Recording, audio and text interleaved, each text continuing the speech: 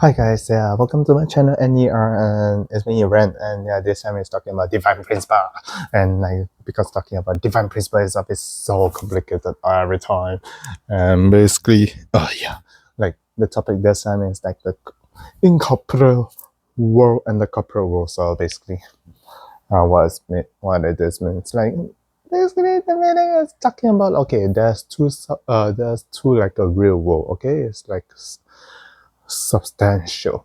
So one is that visible, another one invisible. So people might just think that what you're talking about, yes, what you're talking about. So basically in divine principle we always like talk about like there's a concept very important. There's like an inner self and now also outer self.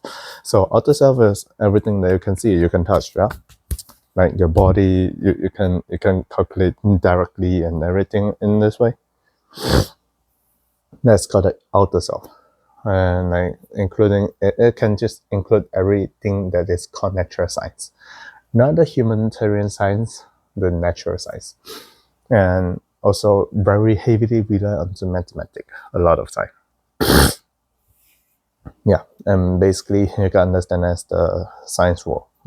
Yeah, and another thing is the inner self. And what was that happen to the inner self of you is that the inner self of you is invisible, but at the same time, it's not that it's inside your body, so you need to dig it out. No, it's much more like it's another substantial body that is like at the same time overlapping you. So it's that me, you can see me like here, I'm Chenren. And at the same time, spiritually, there's another me, like Chenren, doing the same thing as me. Yeah. And when it's doing the same thing as you, it's called like a mind and body unity. Yeah. So we call it something like a mind and body. But in our church, much more uh direct way to call it, like our church term to call it, is like the spiritual self. So like the thing that you can see and touch, but a lot of people they can feel. So that's why like that's how we try to explain people, like meaning something like they met the ghost, they can see the ghost, or they can see the spirits.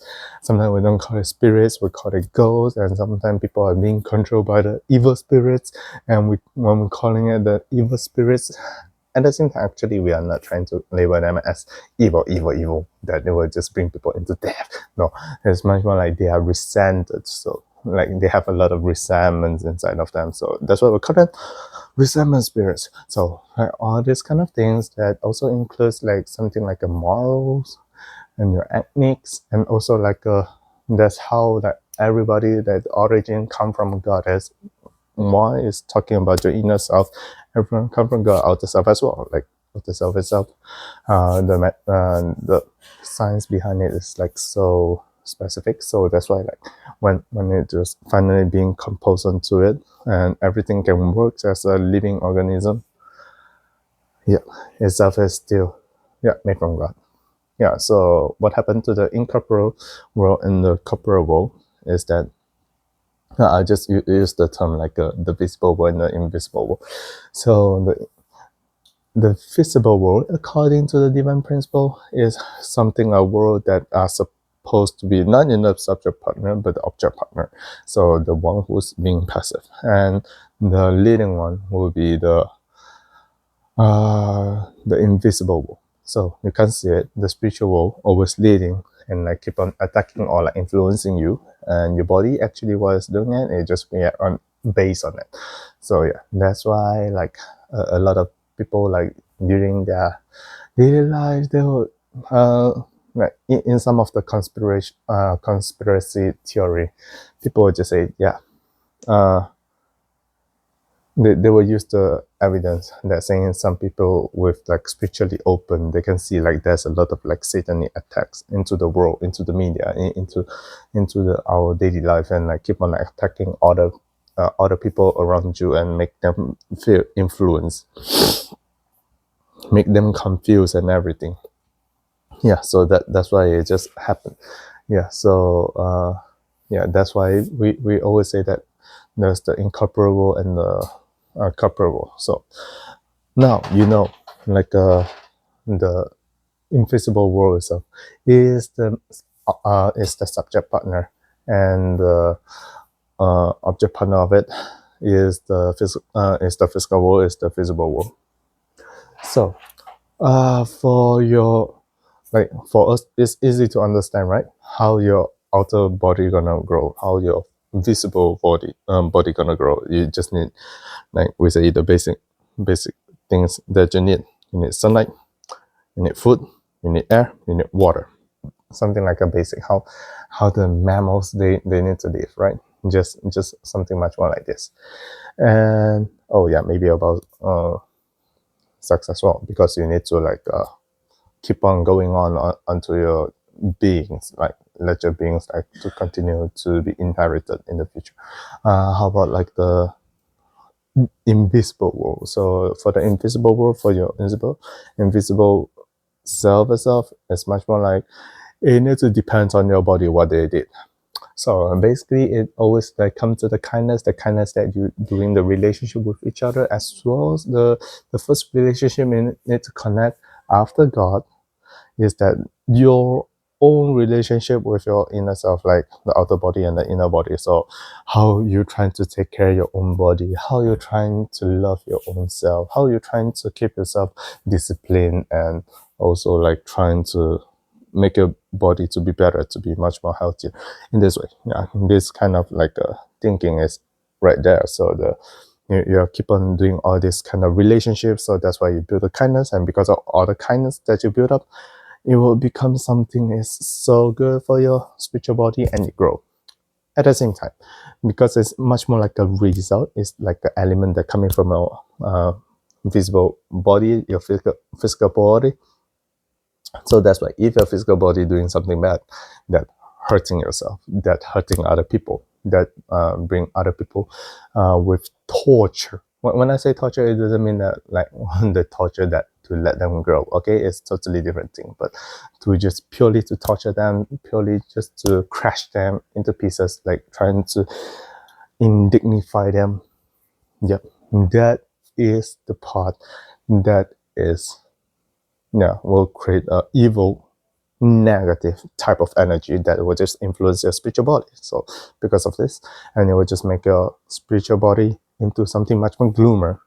So your spiritual body will just like, okay, I mean like if you keep on doing good thing, we'll call it A, and bad thing into B. And okay, your spiritual body A and the spiritual body B, it can't just at the same time exist, but it's much more like it tries to just come together in comparison in the spiritual world, because there's God. So that's why there's an absolute ruler on right there. So through their measurements, they would call you the good, kind person, good person, the good spirits, or so-called the evil spirits in comparison, relatively. So in this way, we always say when you go to the spiritual world, it's not that God choose you to go to which spiritual world, but you yourself, when you see the standards that what you had did, and also the absolute standard, you stand in front of the absolute standards, and you feel like you're guilty, and that's why you just keep on moving away from God. And because you are living away from God, you are living away from God's love. That's why you are feeling suffered. That's the basic logic of it.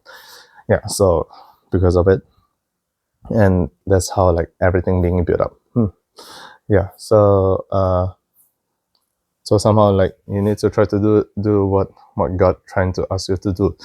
Yeah, you're being protected for sure, but at the same time, you need to like keep on doing whatever you need to do. The biggest grace that God can give to you is that you still alive. So because without your physical body, your spirit body cannot grow. It will just stagnant on the stage. So for you to grow further, how you need to do, for the spirits that already passed away and their physical body already died, so they already passed away, they already went to the heaven, like went to the spiritual world, or maybe hell. Yeah, they need to come down to the earthly people, and when they come down to the earthly people, usually come with resentments or like their mission of goal, the sense of goal they need to go through, and because of it, that's why they just come down. And when they come down, they trying to it's something like work on the people, but a lot of time it's much more like hijack